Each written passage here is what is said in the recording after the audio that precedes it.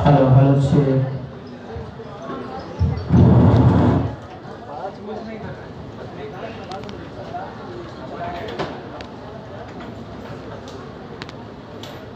Hello hello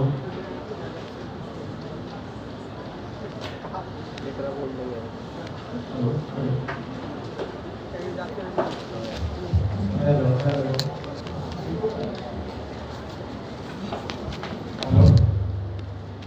hello हाँ echo खत्म नहीं हो सकता है क्या?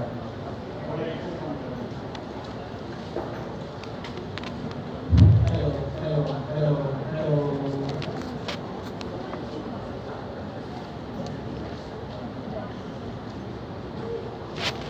Hello hello hello hello hello good morning to all. Good morning sir. सभी आरडीओ बैठ के हैं। हमको लगता है कि हम लोग पहले क्लास ले चुके हैं। आप लोग यस यस सर। कंबाइन एक क्लास पब्लिक ग्रीवांसेस पे लिया था सर आपने। ठीक है, पब्लिक ग्रीवांस। हाँ आज मेरा जो लेक्चर है या फिर कहिए जो आपको बताना है वो सूचना का अधिकार अधिनियम है। इसके तहत मैं आप लोगों को बताऊंगा जो आप जब पोस्टेड होइएगा ब्लॉक में तो प्रखंड विकास पदाधिकारी के रूप में आपको क्या क्या समस्याएं आएंगी, किन किन समस्याओं से आपको कैसे कैसे निपटना है, कार्य करने का क्या तरीका होगा, इस अधिनियम को लेकर या इसके तहत जो नियमावली बनी है उसके तहत आप कैसे कार्य करेंगे? आरटीआई जो एक्ट है 2005, इसके तहत कितने लोगों ने एप्लीकेशन वगैरह दिया है? कभी भी किसी जगह पर दिए हैं? ठीक है, कहाँ पर दिए होंगे? कोई अगर शेयर करना चाहे तो। यूपीएससी में दिए थे, क्या चीज के लिए? मेंस के कॉपी के। क्वेश्चन बनाया, कॉपी बनाया, हाँ? यूपीएससी की कोर्स भी बनाए थे हम लोग, जो मेंस का कॉपी है ना वो अच्छा बनाए। अच्छा अच्छा, आ गया, मिल गया। Oh very good. सही टाइम लगा, 6 महीना। सर मेरा तो एक अभी तक नहीं आया है, लास्ट ईयर दिया था। 1.5 महीना आ गया था। मेरा भी नहीं आया अभी तक। वॉल्यूम कम कर दीजिए।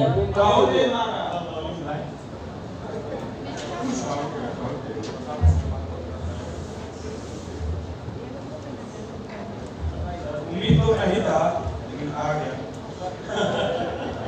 नहीं, आ जाता है अगर करने का तरीका सही रहे, अगर आप उसको फॉलो अप कीजिएगा तो जरूर आएगा।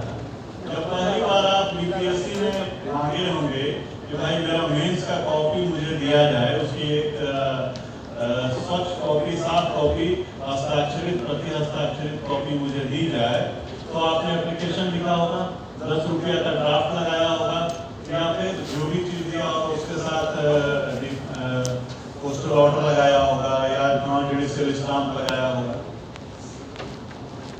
उसके बाद आपके पास एक चिट्ठी आया होगा, इतना पैसा आप मेरे कार्यालय में जमा करें ताकि आपको उपलब्ध कराया जा सके। हाँ, 10 रुपये हाथ में ही, जो ज्यादा तेज है वो पहले ही जमा कर देते हैं। हम लोग साथ में लगा के भेज देते थे कि पहले ही से इतना कॉपी, एक एक्सपेक्टेड प्राइस मैं आपको दे रहा हूँ पोस्टल ऑर्डर के रूप में, मुझे उपलब्ध कराई जाए। जिन्होंने नहीं मंगाया है मंगा लीजिए, भविष्य के लिए आपको काफी फायदा होगा। क्योंकि इधर ही मेरे बैच के ही जो हम लोगों के साथ जो थे, यही 12 छठी में पोस्टेड हैं, हुआ क्या चीज की यूपीएससी में कई बार हो जाती है, मानवीय त्रुटि हो जाती है या किसी चीज के चलते मेंस में उनको एक पेपर में नंबर आया 149, ठीक है, और लेकिन उनका गलती से नंबर चढ़ गया 140, जिसके चलते उनका रैंकिंग काफी नीचे आ गया। आज की स्थिति में जब वे हाई कोर्ट में गए तो उसके बाद उनको हाई कोर्ट फर्स्ट बेंच के बाद सेकंड बेंच में गए तो हाई कोर्ट ने उनके फेवर में दिया जजमेंट, और अभी वो प्रयासरत हैं कि उनका रजिस्ट्रार में हो जाए। ठीक है, नंबर काफी अंतर देता है। तो अगर आपने नहीं मंगाया है तो पहला आप इसी चीज पर आप अपना एक्सपेरिमेंट करें, अपने अधिकार को जानते हुए आप अपने कॉपी को जरूर मंगा लीजिए। ठीक है,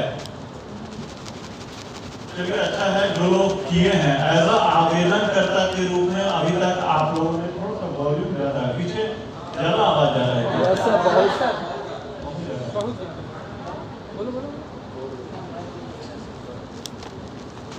हेलो हेलो हेलो हेलो, और कम कीजिए।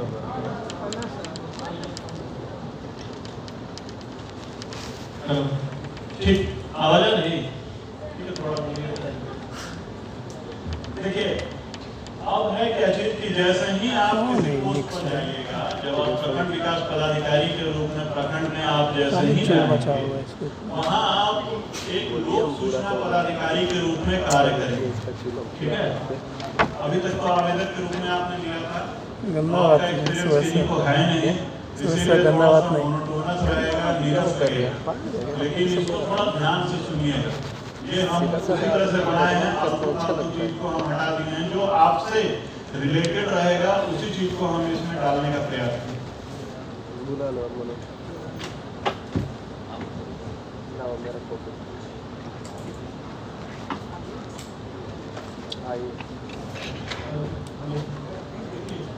कुछ चीज है जिसको जानना होगा, आपका 2005 में आपको सूचना का अधिकार अधिनियम आया।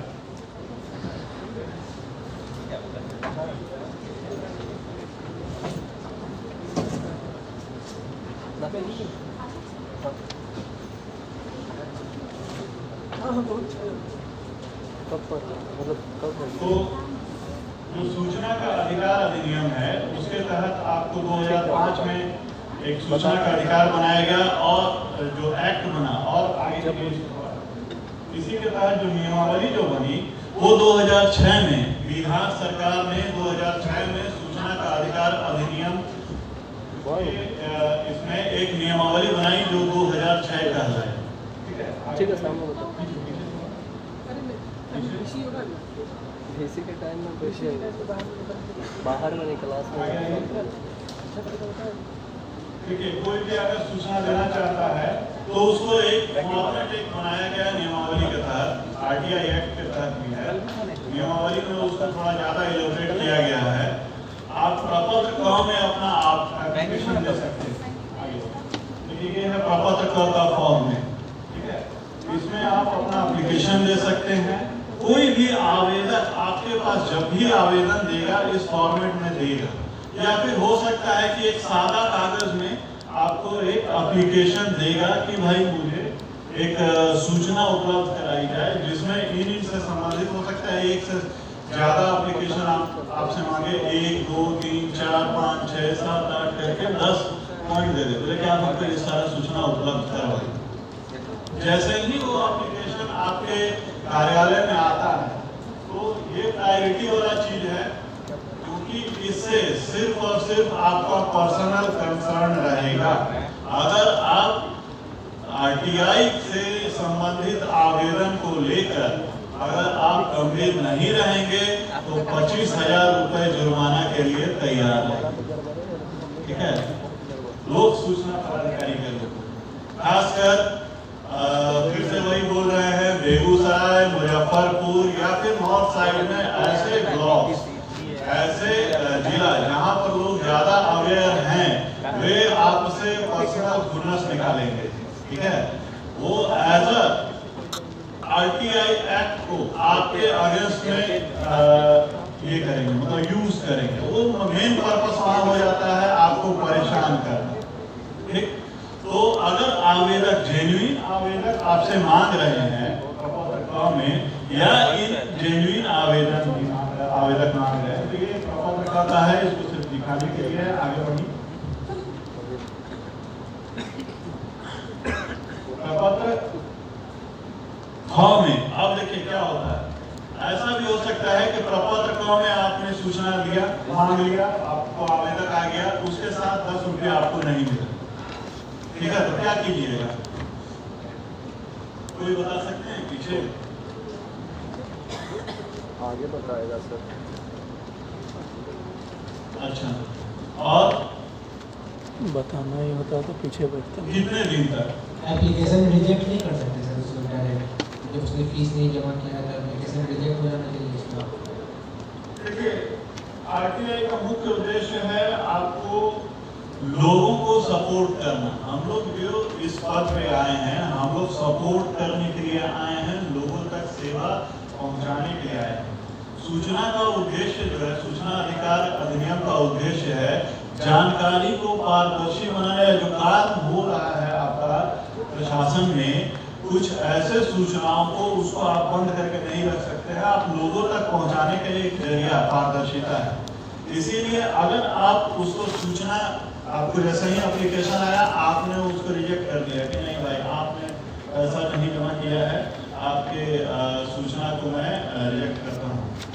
7 दिन का समय है, 7 दिन तक आप उसको भेजिए, बोलिए कि भाई आप जैसे ही आता है एप्लीकेशन आने के बाद आप उसको एक ये दीजिए कि आपने अपने आवेदन के साथ जो विहित शुल्क है वो आपने नहीं दिया, जिसको आप जमा करवाइए ताकि आपको सूचना मैं उपलब्ध करा सकूं। नीचे एक लाइन जरूर लिखिएगा, ये आपका दिखाई देना चाहिए कि आप सूचना देने के लिए तत्पर हैं। ठीक है,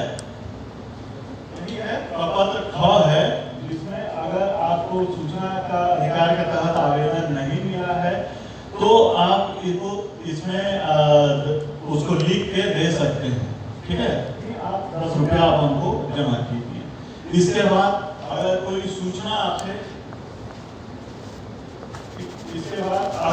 सूचना आपसे मांग रहा है और आपको लग रहा है कि कुछ बल्क में सूचना मांग रहा है, इसके बाद उसको फीस देना चाहिए। जैसे आप लोग यूपीएससी के कंडीशन में करीब कितना पेज होगा, मोटामोटी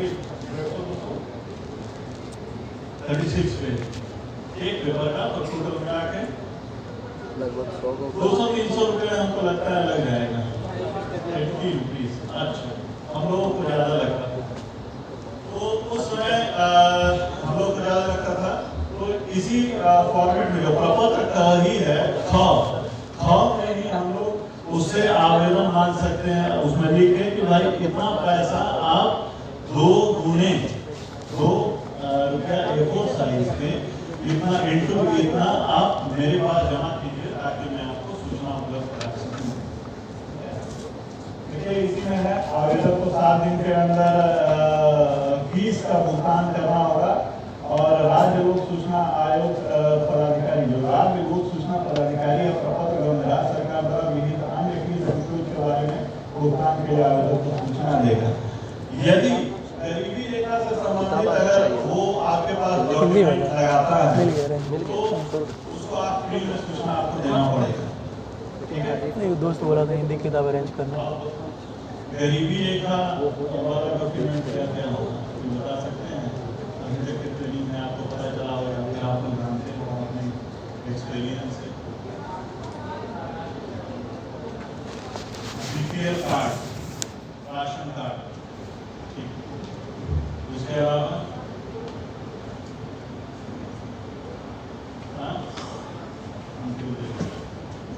देखिए इसमें थोड़ा समझना पड़ेगा। 2009 तक 2009 तक, उसके बाद कुछ संशोधित भी कर रहा है, लेकिन जो 2009 तक है बीपीएल लिस्ट पहले निकाला 13 अंक का बीपीएल, जो 13 अंक करते थे या उससे नीचे रहते थे उनको बीपीएल में हम लोग मानते थे, उसके ऊपर को हम लोग एपीएल करते थे। पहले निकलता था राशन कार्ड, ये थोड़ा सा बता दे रहे हैं आपको। लाल रंग का पहले एक कार्ड रखा था जिसको बीपीएल कार्ड कहते थे, लाल रंग का राशन कार्ड, ठीक है। और एक ग्रीन रंग का राशन कार्ड होता था और एक येलो रंग का राशन कार्ड, ठीक। तो मुख्यतः इसमें लाल रंग का जो राशन कार्ड था वो बीपीएल का था, ग्रीन रंग का राशन कार्ड आपको एपीएल का था, ठीक है। अब समस्या क्या हुई कि कई लोग इस छूट से मतलब पैसा नहीं देना पड़े और हम आपको परेशान करें, तो इसके लिए क्या करने लगा कि किसी दूसरा का बीपीएल वगैरह लगा के फोटोकॉपी के साथ उसका नंबर वगैरह रहता है उसमें छेड़छाड़ करके और उसके साथ आपको देखना। तब आप उस कंडीशन में आप क्या करेंगे, प्रत्येक ब्लॉक में जो आईटी सहायक होता है जो आरटीपीएस को चलाता है, आरटीपीएस काउंटर देखें हैं, आरटीपीएस काउंटर को चलाता है, वो एक आईटी सहायक के अंडर में रहता है प्रत्येक ब्लॉक। तो उसके पास एक बीपीएल लिस्ट रहता है सॉफ्ट कॉपी के रूप में। अगर नहीं है तो आप उसको ऊपर कीजिए, मुखिया के पास रहेगा, वार्ड सदस्य के पास रहता है, पंचायत सचिव के पास रहता है, आपको खोजना पड़ेगा, ठीक। सिंपल नहीं है। अगर पुराने वीडियो साहब होंगे तो आपको उनसे संपर्क करना पड़ेगा कि बीपीएल लिस्ट है आपके पास, क्योंकि बीपीएल लिस्ट देख के आप कई पेंशन के आप ये देते हैं, पेंशन से संबंधित स्वीकृति देते हैं। बीपीएल लिस्ट अगर है तो उसी को आधार बनाकर आप 20,000 रुपये जो मुख्यमंत्री पारिवारिक लाभ योजना, राष्ट्रीय पारिवारिक लाभ योजना के तहत आप उसको देते हैं, वो एक आपका आधार होता है। उस लिस्ट को निकलवाइए, ठीक है। उस लिस्ट को निकालिएगा, उसमें देखिएगा कि क्या उसमें जो दिया है वो सही दिया है कि नहीं, ये आप कर सकते हैं।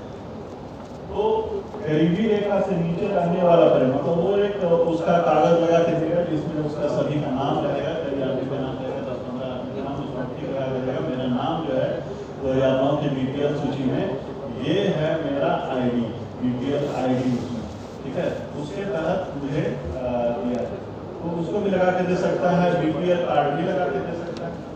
अब लेकिन सवाल रहा कि क्या अगर मान लीजिए कि आपसे ऐसा कोई सूचना मांगा जो जिसमें 500, 600, 1000, 10,000 पेज रहे, ऐसा कंडीशन में आप उसको सूचना दीजिएगा, देना तो है, ठीक है।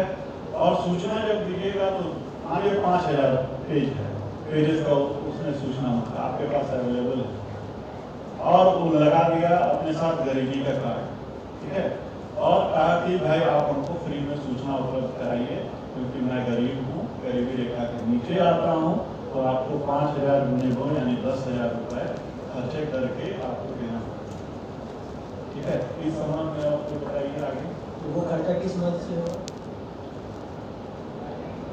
और बताइए, यही को और कोई जानकारी है, कोई पढ़े लिखे हो पीछे में? कितना कितना लिमिट है?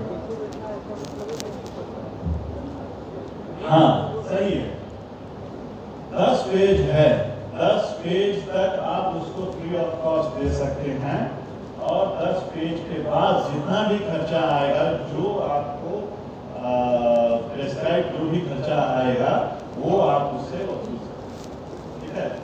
ये नियमावली में जब 2009 में जब संशोधन हुआ था, उसके बाद इसको ऐड किया गया, सूचना अधिकार अधिनियम नियमावली। कई बार होता था कि लोग दे देता था, और ये दिक्कत हो जाती थी कि अगर आप ऑफिस से भी कंटिन्यूटी से खर्चा कर रहे हैं तो वो तो सरकार के ही मत पे जाना है, ठीक है, तो कहाँ से, तो आदमी आपको ये करने रहेगा, मांगने रहेगा।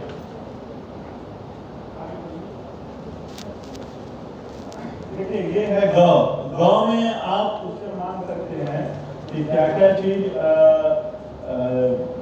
2 रुपए के हिसाब से है, बड़ा साइज पेपर है तो उसका वास्तविक है, कॉपी डिस्क अगर मांग रहा है, अभिलेख मांग रहा है, सैंपल मॉडल शुल्क मांग रहा है, तो उससे रिलेटेड जो भी आप उससे मांगना चाहते हैं उसमें आप उसको लिखित में दे सकते हैं।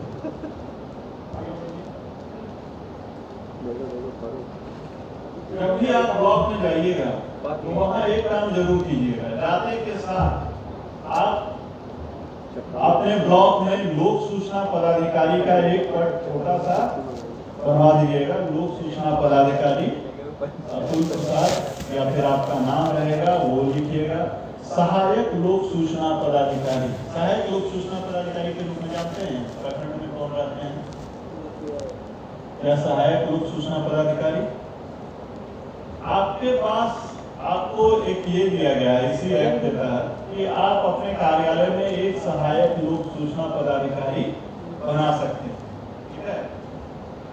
सहायक लोक सूचना पदाधिकारी जब आप बनाएंगे तो आपके प्रखंड में आपका प्रधान सहायक, प्रखंड नाजिर, जो भी असिस्टेंट रहेगा उस लेवल पर आप उसको निर्धारित कर सकते हैं। आप अपने ऑर्डर में निकाल सकते हैं कि मैं फला फला इसको सहायक निर्वाचित सहायक लोक सूचना पदाधिकारी के रूप में मैं इसको ये करता हूँ, नियुक्त करता हूँ, ठीक है। उसका भी नाम आप लिखता हूँ।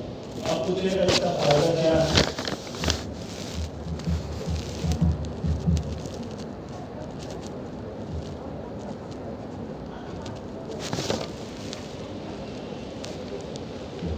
थोड़ा सा इसमें है सहायक लोक सूचना पदाधिकारी, मतलब जो हम सुनना चाह रहे थे, क्योंकि आप लोग वहाँ पर क्लास में नहीं गए हैं,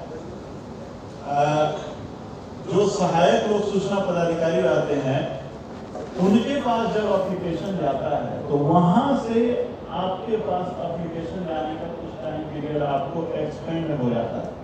जैसे ऐसे आपको 20 दिन का है, ठीक है, आप कहीं बाहर गए हुए हैं या फिर आप कुछ इम्पोर्टेंट वर्क में हैं, आप ऑफिस में नहीं है, कोई ऑफलाइन आपको देना चाहता है कि नहीं हम जाके देंगे वीडियोस, आपको हम हाथ में देंगे, लोक सूचना पदाधिकारी के हाथ में एप्लीकेशन देंगे, ठीक है।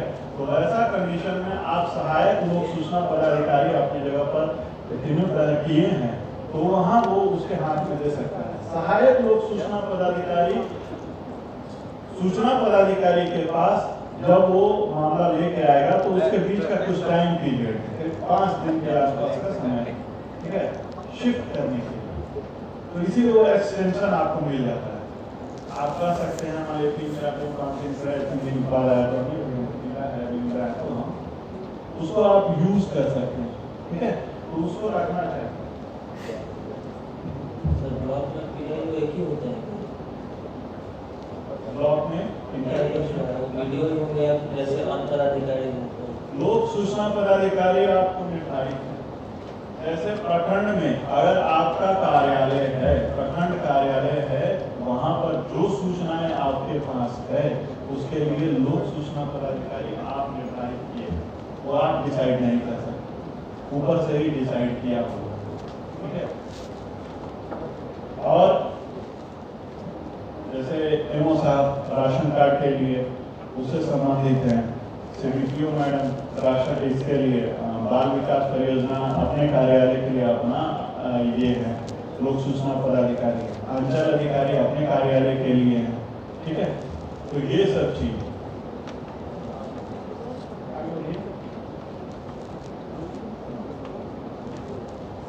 देखिए, जैसे ही एप्लीकेशन आएगा हम आपको बता दिए, इसको ये नहीं समझिएगा कि एप्लीकेशन आया, नीचे का जो स्टाफ है, जो बड़ा बाबू, छोटा बाबू, नाजिब, ये सब है, ये सब उसका काम है सूचना देना, ठीक है। ये कभी नहीं समझिएगा, अगर ये समझिएगा तो दिक्कत हो जाएगा बाद में, क्योंकि आरटीआई एक्ट आपका पीछा नहीं छोड़ेगा अगर आवेदक आपको परेशान करना चाहता है, ठीक है। आपके जाने के बाद ही वो आपके ही सिर पर माथे पर, ठीक है। आरटीआई में जो मेरा पर्सनल एक्सपीरियंस था, जब बेगूसराय में हम ज्वाइन किए थे पहली बार, और जब ब्लॉक का चार्ज मिला था, तेगड़ा ब्लॉक में थे, तो तभी ब्लॉक का चार्ज जब मुझे मिला तो 2014 सितंबर के आसपास चार्ज मिला। एक चूंकि पहले जो वीडियो साहब सब थे जो सुपरवाइजर कैडर में थे, उन लोग क्या करते थे कि आरटीआई का जितना भी एप्लीकेशन आता था उसका जवाब वो नहीं देते, समझ नहीं आप लोग करना चाहिए, ठीक है। एक एप्लीकेशन दे दिए तो उनको लगता है कि अरे कुछ मान लिया तो गड़बड़ चीज मान लिया, नहीं क्या करना है, फिर उसका गलत नाम अपना डाल दिया, छोड़ दिया, मटिया हो गया। कह जैसे ही हम लोग ज्वाइन किए तो बहुत पुलिंदा था, करीब 100-150 के आसपास एप्लीकेशन था। जब वहाँ पर ज्वाइन किए और फिर उसके बाद जब गए तो पहली बार से राज्य सूचना आयोग की तरफ से आया कि भाई आपको फला फला वार्ड में आपको आना है, आपने सूचना उपलब्ध नहीं कराया है, फला डेट को आ जाएगा। शुरू में समझ में नहीं आया, लेकिन 1-2 डेट के बाद समस्या होने लगी। बताए भी पूछे कि हम लोग बोले भाई जल्दी जाइए ना, 25,000 रुपये का जुर्माना कर सूचना है। तो हम लोग निकाले, जो समझ में आया पुराना एप्लीकेशन निकाले, जब करवाते थे कि भाई एप्लीकेशन में कैसे उसमें लिखा है श्री गिरीश कुमार गुप्ता के द्वारा जो सूचना मांगा गया था, फला फला इसमें आपके द्वारा सूचना नहीं उपलब्ध है। आप सूचना क्या मांगे क्या नहीं मांगे, कुछ नहीं। फिर उसके बाद उसको चिट्ठी पत्री लिखे, ब्लॉक से खुलवाए, सब चीज करवाए, तो बड़ा सर पता नहीं, पहले वाले वीडियो साहब से लेके चले गए, मिलवे नहीं करता है। क्या होता है कि उसके पीछे में अलमीरा बना रहता है, कोई खोजने के लिए कोई कष्ट नहीं करे, ठीक है। आपको समझ में आएगा नहीं कि क्या करे कैसे करे, अलमीरा में रखा हुआ वो लोग कभी नहीं खोले, ठीक, मुँह मट्ठे पे छोड़ देगा, मेरा क्या लेना देना,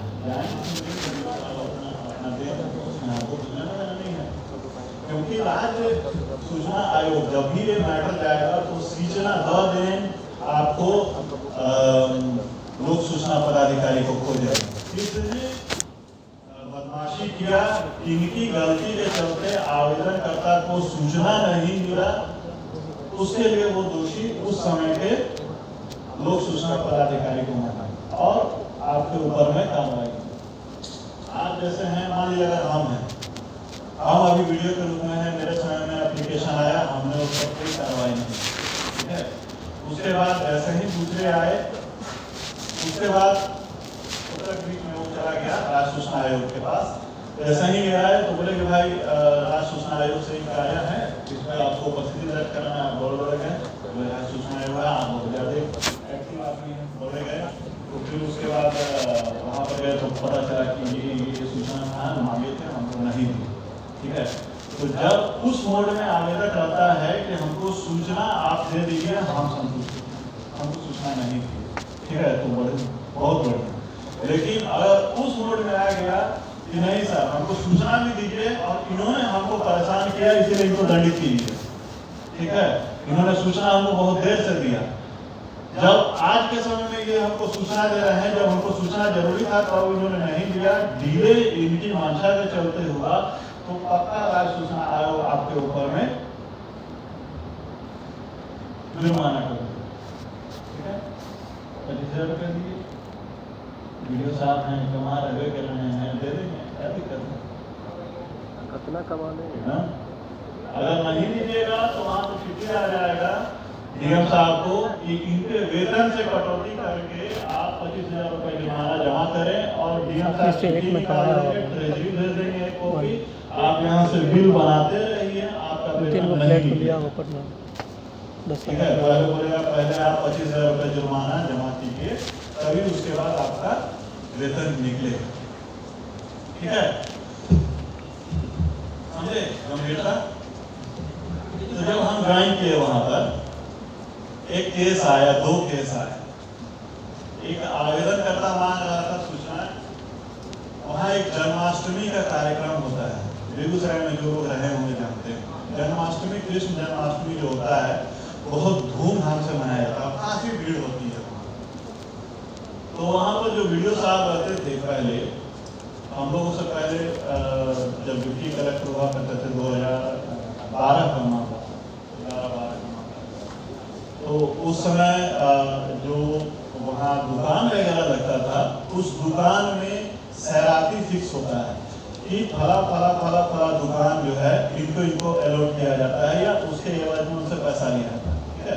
तो इसी समाज ने मांगा था कि सिर्फ जन्माष्टमी के समय जो सैराती हुआ था उसका हमको सूची दिया जाए कि किनको दुकान अलॉट किया, ठीक। आप समझिए कि उत्तराखंड सब अंचल कार्यालय के थे, ठीक है, तो सूचना मांगा प्रखंड विकास पदाधिकारी के रूप में। जब हम ज्वाइन किए तो वहाँ उस समय राज्य सूचना आयोग के पास अपील में गया, तो अपील वाद चल रहा था, उसमें हेयरिंग हुआ, मेरे पहले 8 वीडियो साहब को हेयरिंग हो चुका था, एक भी वीडियो साहब उसमें नहीं गए, ना कभी खोजवाए, सब पैसा उठो करके 2-3 महीना पे तो भागते, ठीक है, लिटिगेटेड ब्लॉक था। तो जब हम गए तो हमको पता चला कि भाई इसी तरह का अपील वाद है, तो क्योंकि शुरुआती समय में हम लोग गए थे तो बहुत सारा काम था, एमरजेंसी था, हम लोग हल्के में ले लिए, नहीं उस पर हम भी ध्यान दिए। अगला ब्लॉक जब गए तब आदत था मेरा ऐसा ही कि आरटीआई से संबंधित या फिर और कोई चीज़ को थोड़ा खोजते जांच पड़ताल करते रहना। साइट पर देखे एक प्रेस विज्ञप्ति निकला है, ठीक है, मेरी बात बोले कि उसमें लिखा हुआ था कि 3 प्रखंड विकास पदाधिकारी पर जुर्माना किया गया, ठीक है, और उसमें था एक कहीं गोपालगंज का था और 2 टेगा प्रखंड विकास पदाधिकारी, लगता है मेरे बात वाला जो है काम नहीं किया है, होगा गला टेगा भी होगा। तो उसके बाद हम भी निश्चित रहे, कुछ दिन के बाद 1 महीना के बाद यहाँ पर जब औरंगाबाद में थे तब मेरे पास चिट्ठी आया कि प्रखंड विकास पदाधिकारी श्री अतुल प्रसाद पर 25,000 रुपये जुर्माना अधिकृत किया जाता है, ठीक है। फिर उसमें तो नाम नहीं था, बोले कि लगता है हम ही फंस गए। अब होता क्या है कि जब आप चीजों में फंसेंगे तब फिर उसके बाद आपको सीखने का मौका मिलता है, जब तक आप किनारे किनारे चलिएगा ना तब तक आप कुछ चीज सीख नहीं पाएंगे। तो वहाँ पर जब अब हुआ क्या कि भाई खोजे हम मामला क्या है, सब चीज निकलवाए, सब कुछ करवाए हुए, तो पता चला कि 2012 में मामला था, उस समय हम लोग ज्वाइन भी नहीं किए थे, एग्जाम में लिख रहे थे, मेंशन लिखे थे, तो उस समय का मामला उसमें क्या किया गया, पिक एंड चूज करके, मतलब आरटीआई के तहत जो राज्य सूचना आयोग है उसको नीचे का जो आपका जो आदमी रहता है, जब आप चले जाइएगा ना तो आपके पीछे का जितना भी एम्प्लॉयड आदमी सब रहेगा, चाहे वो आपका कार्यालय का कर्मी रहेगा, जिला का कर्मी रहेगा या और कुछ, तो वो क्या कि पिक एंड चूज करके नाम बढ़ा दिए। ये वीडियो साहब थे, इनके ऊपर में ये कर दिया, जुर्माना कर दिया। अब सोचिए कि सूचना मांगा, डिप्टी कलेक्टर थे तभी, उनके पास उनके समय का था, सब को छोड़ के जब मेरे समय में अपील आया तो कहा कि भाई अपील इनके समय में आया है इसीलिए इनको हम दोषी करार देते। ठीक है, थोड़े थोड़े भागे भागे आधा डेट से पढ़ा तो हम थोड़े गए वहाँ पर नियम साहब से छुट्टी लेके, और 2 केस था, 25-25 हज़ार रुपये, 50 हज़ार रुपये जुर्माना करके थोड़े गए वहाँ पर। सर को बोले नहीं आपने सूचना नहीं दिया, हम तो जुर्माना आप ही को करेंगे। ठीक है, अब बताइए, अब ऐसा कंडीशन अगर आपके साथ हो जाए कि राज्य सूचना आयुक्त कहें कि नहीं भाई आपको ही जुर्माना देना पड़े, आप एनवायरमेंट उनके देने से, तो आप क्या करिएगा?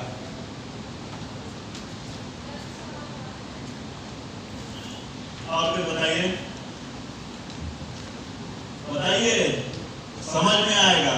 देखिए, नहीं अगर समझ में आता तभी बोलिए, मैडम भी बोले हैं और लोग भी बोलिए, बोलना ज्यादा बेहतर है ताकि आपको पता चले कि आप जितने इसमें हैं, अपने आप को जब तक आंकिएगा नहीं ना तब तक आप उस लेवल पे काम नहीं कीजिएगा। सेवा समाधान ऐप नहीं है। देखिए, उसके बाद है क्या जी कि अगर आप अभी तक जैसे ही आरटीआई का आपके पास एप्लीकेशन आया, आपने सूचना से कोई एनॉयड है, ठीक है, आवेदन करता तो वो प्रथम अपील में जाएगा और द्वितीय अपील में फिर जाएगा राज्य सूचना आयोग के पास। राज्य सूचना आयोग में जब आपको जाता है अपील में, तब फिर उसके बाद अगर आप वहां से एनॉयड हैं तब आपको कोर्ट मूव करना पड़ेगा, हाई कोर्ट मूव करना। ठीक है, जब डेट पढ़ रहा है उस समय जाकर अपना पक्ष जरूर रखिए, उपस्थिति जरूर दर्ज करवाइए। उपस्थिति दर्ज नहीं कराना यह समझा जाता है कि आप इस एक्ट के प्रति गंभीर नहीं हैं। क्या है ये?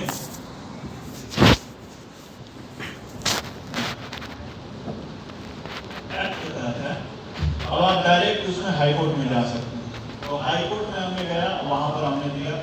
अब इसमें समझिए बात, जब कोई लोक सूचना पदाधिकारी कोई सूचना उपलब्ध नहीं करते हैं प्रेस्क्राइब्ड पीरियड में, ठीक है, तो ये माना जाएगा कि उन्होंने सेक्शन 7(1) सबसेक्शन 2, मतलब सबसेक्शन 1 का 2 सबसेक्शन 2, उसके अंदर भी 2, इसके तहत उन्होंने सूचना को रिजेक्ट कर दिया है। ठीक है, यानी 1 महीना के अंदर आपने सूचना नहीं उपलब्ध कराई, यानी कि मान लिया अगर हमने नहीं उपलब्ध कराया यानी कि हमने रिजेक्ट कर दिया आपका सूचना। तो जब रिजेक्ट किए तो रिजेक्ट किया कौन? 31वां दिन 2012 वाले। ठीक है, और जब उन्होंने रिजेक्ट किया तो वो आपको पढ़ के आपको निकालना पड़ेगा। कहते हैं कि न्याय मांगने वाले को न्याय मिलता है, कोर्ट में जो मूव करेंगे उन्हीं को न्याय मिलेगा। अगर आप सोच रहे हैं कि इनको न्याय मिला है इसलिए उनके भी आपको मिल जाए, तो ऐसा नहीं काम करता। ठीक है, तो वहां पर हुआ क्या चीज की 2000 हाँ, तो जब वहां पर हमने इसको रिपोर्ट किया कि सर लोक सूचना पदाधिकारी को थे, उन्होंने सूचना के अधिकार अधिनियम के तहत सूचना उपलब्ध नहीं कराया, इसीलिए उनके द्वारा अधिकृत समझा जाए, न कि मेरे द्वारा समझा जाए कि उन्होंने अस्वीकृत किया है। इस तरह की बात हुई और फिर उसके बाद कोर्ट जब मूव किए, कोर्ट मूव करने के बाद तो फिर जब हमने वहां पर रखा तो जज साहब का पहला चीज था स्टेटमेंट, ये साहब 25,000 रुपये में खाना खानी देना चाहिए। ठीक है, और उसके पहले क्या हुआ कि यही चीज जो बताए कि जैसे ही आया तो क्या हुआ कि डीएम साहब भेज दिया 25,000 रुपये जुर्माना वसूलिए, आपका ट्रेजरी में भेज दिया, सब चीज़ अब हम कितना भी बना के देते थे, उसके बाद भी मेरा बिल नहीं निकलता था, बाद बाकी नीचे के हिसाब से निकल जाता था, कहा जाता था कि भाई आप पहले 25,000 रुपये जुर्माना दिए, उसके बाद आप निकले, आपका वेतन निकले। कई बार चिट्ठी लिखते रहना पड़ता है कि मुझे अपने वेतन की आवश्यकता है। तो उसके बाद जब कोर्ट गए तो फिर वहाँ मामला गया, हमने वहाँ पर अपना दलील वगैरह रखा, चिट्ठी सब तैयार किए, सब कुछ अपना तैयार करके रखिए। तब फिर पेपर में आया कि नहीं, जब कोर्ट में गया फिर उसके बाद वहाँ राज्य सूचना आयोग के पास है, तो कहे कि भाई आप बुलाइए उस समय के वीडियो साहब को, मैडम को, ठीक है। मैडम आई, मैडम से हम लोग मिले, हम मिले, जहाँ वेटिंग हॉल है उसमें, वो पता भी नहीं था कि यही थी अनीशा सिंह करके एक मैडम।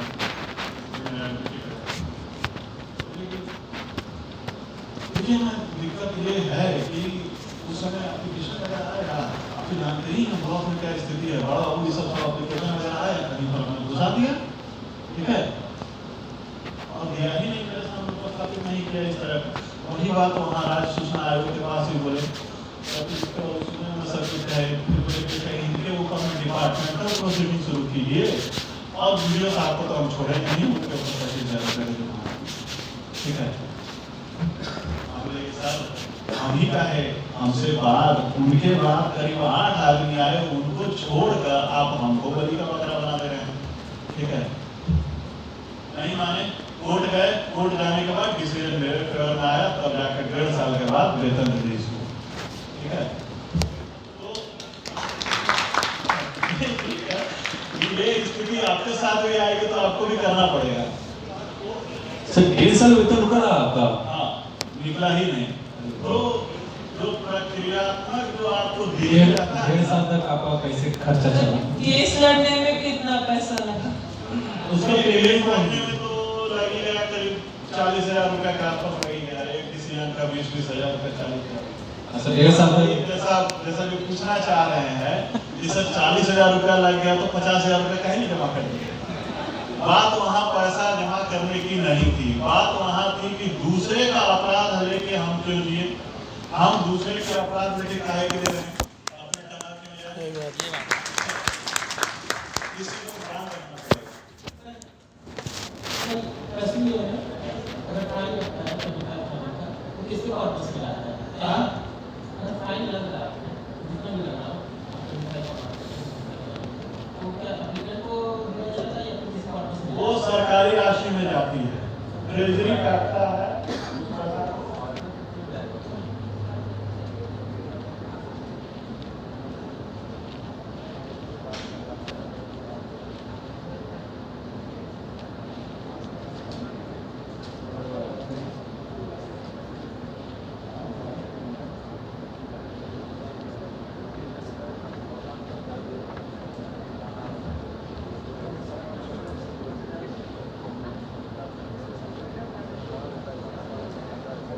वो आपको जमा होता है, वो ट्रेजरी में जमा हो जाएगा, पता नहीं उसके बाद क्या होता है नहीं आता है। वो एक राशि रहता है, उस राशि में जमा होता है।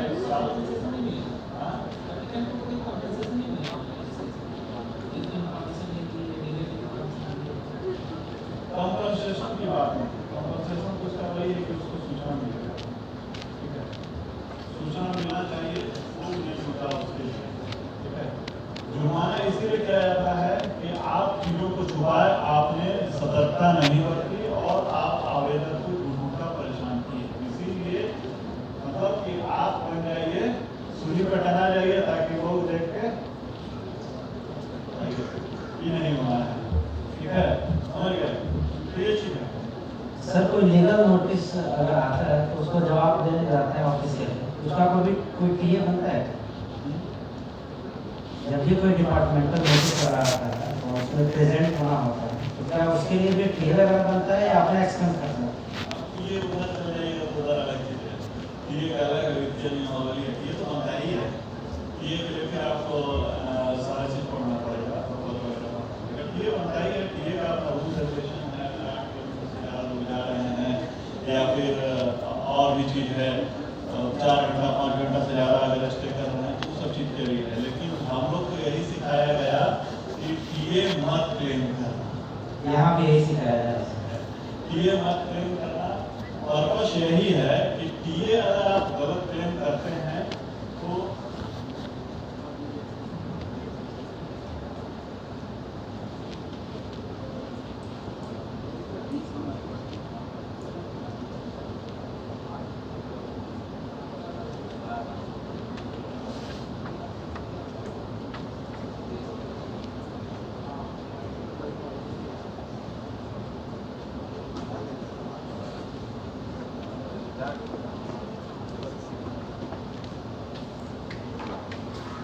क्या पूछ रहे थे?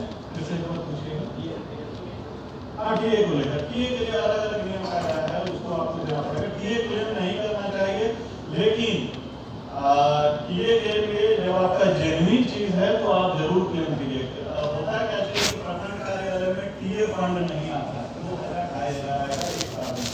ठीक, आप एक जगह से दूसरे जगह ट्रांसफर हुए, आपका बहुत पैसा खर्चा होगा, करीब 25-30 हज़ार रुपये आपको सामान ही ढूंढने में चला जाएगा। ठीक है, वगैरह और सब जगह खर्चा कीजिएगा तो 30-35 हज़ार रुपया आपको चल जाएगा आराम से। तो उस सब चीज़ को क्लेम करने के लिए और फैमिली ले जाने के लिए आपको मिलता है 50,000 रुपये के आसपास आप क्लेम कर सकते हैं। ठीक, तो उसके लिए फंड ही नहीं लगता है, लेकिन क्लेम जरूर करना चाहिए। फिर उसका वही पर्पस है, समझ गए ना? इस चीज को लोग सोचते हैं, जैसे अभी आप लोग जब कर रहे होंगे तो एसेट डिक्लेरेशन दे रहे हैं। हम लोगों के समय भी वही किया गया था कि एसेट डिक्लेरेशन करने में ज्यादा मत पहली बार जब भी एसेट डिक्लेरेशन इस पीरियड में कीजिए, आप प्रयास कीजिए कि जो आपका वाजिब है, ज्यादा से ज्यादा है, उसको दिखाइए, क्योंकि फिर उसके हिसाब से आप सेकंड बार में जस्टिफाई कर पाइएगा। हम शुरू से यही दिखाते आ रहे हैं। ठीक है, और जितना छुपाइएगा उतना कुछ छुप के रहिएगा। आरटीआई से संबंधित पंची है। अब हम आपको सिर्फ अपना ये कहानी सुनाए कि ये चीज हो सकता है, और इसी चीज को यूज करता है वहां का आरटीआई एक्टिविस्ट। हर एक ब्लॉक, बेगूसराय, मुजफ्फरपुर या उस तरह का हर एक ब्लॉक के पैरेलल में एक ब्लॉक चलता है।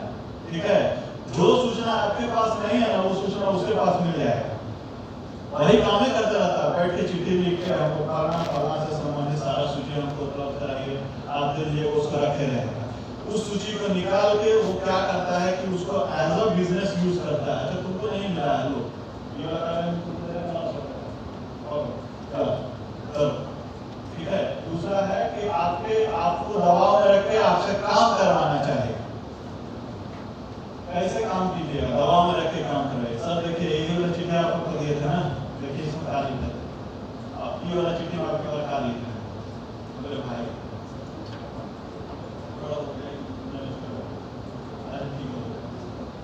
समझे, और इस चीज को समझिए, डिवीजन आपके बदले में रहता है। समझे, डिवीजन कौन? हाँ, आप नहीं बोले, आपका ऑफिस स्टाफ आपके फेवर में काम नहीं करेगा। ठीक है, उसको हमेशा लगता रहेगा कि किस तरह से हम कैसे इनडिसिप्लिन बना के ऑफिस को अस्त व्यस्त रखें, ताकि मेरा पूछो, वीडियो साहब का नहीं पूछो। ठीक है, कागज तो कस्टोडियन तो वही है, कस्टोडियन का है नहीं। ठीक है, तो कस्टोडियन हर एक संचिका का और संबंधित प्रखंड का सहायक है, बड़ा बाबू है, और नीचे का जो है स्टाफ है, तो सबके पास है। वहां पर बैठ के वो क्या करेगा कि अरे भाई और दिक्कत है तो ऐसे से है, तो आएगा उससे मिलने के लिए। ठीक है, आगे डाल देगा, सूचना को हम ही तुमको देंगे। आप बात समझे? लोग जाएंगे उधर बेगूसराय, मुजफ्फरपुर या फिर खगड़िया या और जो भी चीज है।